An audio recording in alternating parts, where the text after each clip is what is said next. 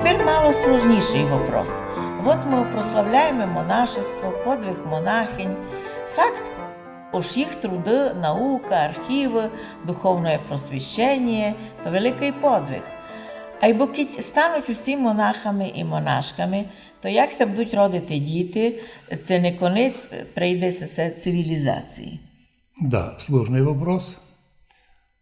вопрос, но він має відповідь. Кстати, ту тему колись піднімали в древності. Колись в своєму трактаті о дівстві Григорій Нісський, то IV вік, писав, що тотальне безбрачие людства не тільки не опасно, воно даже являється ідеалом для християн.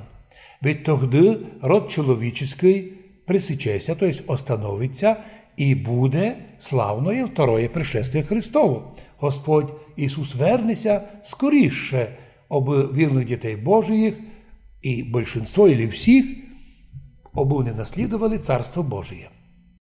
По убеждению монашествующих християнство вот-вот должно было охватити всю землю.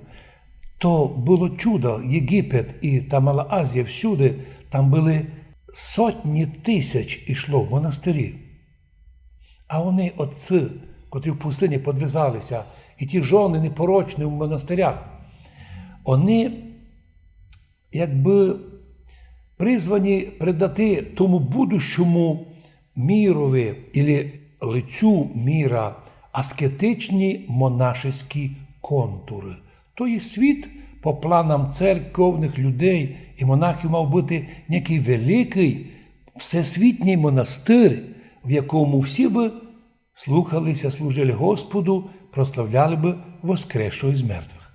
Но, к сожалению, я думаю, по действиям дьявола наступило иное время. При імператорові Іраклії, тот час то було 628 рік, коли наші предки, кстати, під Константинополем спасли Константинополь, то начало 7 віка, кстати. Но сама держава була дуже стощена. І спустя деякий час огромні території християнської Африки, Ближнього Востока вже були зайняті арабами, а тому аскетична глобалізація міра була прервана. Причому, кажуть, прервана дважди. Перервана 2 рази. Перший раз зразу же в раю, через кушення запрещеного плода, з вірусом гріха, смерти. Ну а в другий раз уже в самому віці, коли араби почали завоювати Восток, всім множество синайських монахів казалося, що через кратке время все вернеться на свої міста. Но їх плани, уви, не оправдалися. Мир більше ніколи не зробиться прежнім, монашеським, раз казав один священник у проповіді.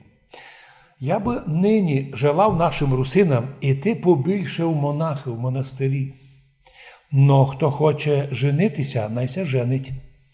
Но ліпше, аби такі русини вибрали собі жону із наших дівчат-русинок. Бо найкрасі на світі дівчатка-русинки, найдобріші, наймиліші, майцерковні. А раз так, то желаю і всім нашим тепер прийшли м'ясниці спішити. Хто хоче в монастир, спішіть стричися в монастирі, а хто женитися на славу Божу. Христос воскрес, воістину воскрес. На цьому передачу закінчено. Будьте здорові! І з Богом святим!